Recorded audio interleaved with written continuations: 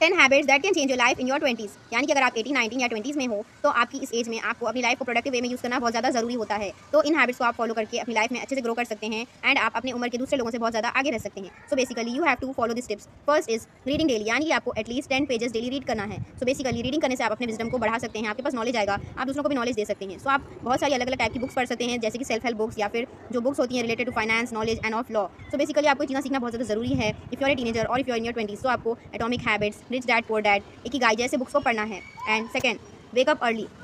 सो आपको मॉर्निंग्स में जल्दी उठना सीखना होगा, बिकॉज मॉर्निंग्स में ऐसा टाइम होता है जब हम बहुत ज़्यादा प्रोडक्टिव होते हैं एंड हमारा टाइम जो है वो बहुत अच्छा होता है, बिकॉज उस टाइम पर लोग सोते रहते हैं एंड हम उस पीसफुल एनवायरमेंट को यूज़ कर सकते हैं, हमारे बहुत सारे कामों को हम अच्छे से कर सकते हैं इन द फोकस्ड वे। तो मॉर्निंग्स में उठना भी बहुत अच्छी हैबिट होती है। Third, take time to learn about the finances, यानी कि जब हम एक टीनेजर है या फिर हम हमारे 20s में है तो हमें फाइनेंसेस के बारे में सीखना बहुत ज़्यादा ज़रूरी है, बिकॉज इंडिया जैसी कंट्री में लोगों के पास फाइनेंशियल नॉलेज बिल्कुल भी नहीं है, लोगों के पास फाइनेंशियल लिटरेसी नहीं है एंड इसके बारे में सीखना बहुत ज़्यादा अच्छा है। बिकॉज आज अगर हम फाइनेंसेस के बारे में सीखेंगे तो आगे जाकर हम उसको किस तरह से यूज़ करना है, किस तरह से इन्वेस्ट करना है, किस तरह से अपनी वेल्थ को डेवलप करना है, उसके बारे में हम सीख सकेंगे। सो आपको उसके लिए भी बहुत सारे बुक्स को पढ़ना होगा या फिर आप यूट्यूब से पॉडकास्ट सुन सकते हैं या फिर वीडियोस देखकर भी सीख सकते हैं। एंड डू एक्सरसाइज, यानी कि अगर आप अपनी टीनेज में हो, अपने यूथ की एज में हो, तो हम देखते हैं हमारा यूथ बहुत ज़्यादा बिगड़े हुआ है, बिकॉज हम लोगों को हेल्दी फूड के बारे में नॉलेज जरूरी है एंड हमें अच्छे खाने के बारे में, अच्छी एक्सरसाइज के बारे में सोचना होगा, उसके ऊपर ध्यान देना होगा। बिकॉज इंडिया में लोग बिल्कुल भी हेल्दी फूड नहीं खाते हैं एंड एक्सरसाइज तो बिल्कुल भी नहीं करते हैं, जिस वजह से लोगों को अर्ली 20s के बाद जो है वो बीमार होना स्टार्ट हो जाते हैं। बहुत सारी यंगस्टर्स के पास बीमारियां आनी स्टार्ट हो रही है। तो हमें हेल्दी रहना बहुत ज़्यादा जरूरी है। लर्न टू जनरलाइज, यानी कि आपको जनरलाइजिंग की हैबिट भी डालनी चाहिए, यानी कि आपको हर चीज़ अपने डेली टास्क गोल को लिखना होगा इन द बुक और in any phone. Develop hobbies that can enhance your skills and your knowledge, यानी कि आपको ऐसे हॉबीज़ को चुना है जो आपकी फ्री टाइम में आप करेंगे तो आप अपने नॉलेज को या फिर अपने स्किल्स को एनहांस कर सकते हैं, जैसे कि आप आर्ट, म्यूजिक, लिटरेचर, बास्केटबॉल या फिर कोई गेम्स को अडॉप्ट कर सकते हैं। तो आप अच्छे हॉबीज़ सीखेंगे तो आप अच्छे क्रिएटिव और एक अच्छे इंटेलेक्चुअल पर्सन बन पाएंगे।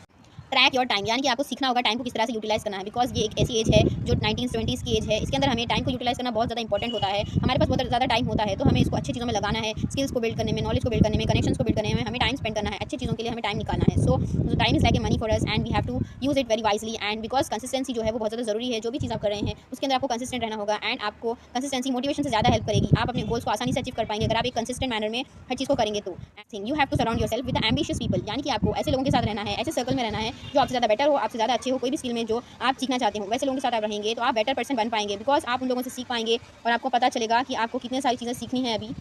Learn to master your communication skills, यानी कि आपको अच्छे से बात करनी सीखनी जरूरी है इस एज में, बिकॉज जब आप क्लियरली स्पीकिंग करना सीख जाएंगे, अपनी बात को अच्छे से एक्सप्रेस कर पाएंगे कि आप क्या कहना चाहते हैं, आगे वाले को आपकी बात अच्छे से समझ आए तो आप कह सकते हैं आपकी कम्युनिकेशन स्किल्स बहुत अच्छी है। So you have to learn to communicate, because इस एज में जब हम अच्छा कम्युनिकेशन सीखेंगे तो हमारे आने वाले अपॉर्चुनिटीज हमारे लिए अच्छे क्रिएट होंगे। So we have to focus on this and the communication is like a super power. So next, take calculated risk, यानी कि अब हम हमारे टीनेज में है या फिर हमारे 20s में है, so we have to learn to take small risk, like हम हमारा एक स्मॉल साइड हसल स्टार्ट कर सकते हैं, या तो हम कोई अच्छा सा जॉब कर सकते हैं साइड में, या फिर हम अच्छा सा यूट्यूब चैनल स्टार्ट कर सकते हैं जैसे कि मैंने किया, because it's not about only for earning money, it's for learning new things, exploring new things and taking risk. Because जब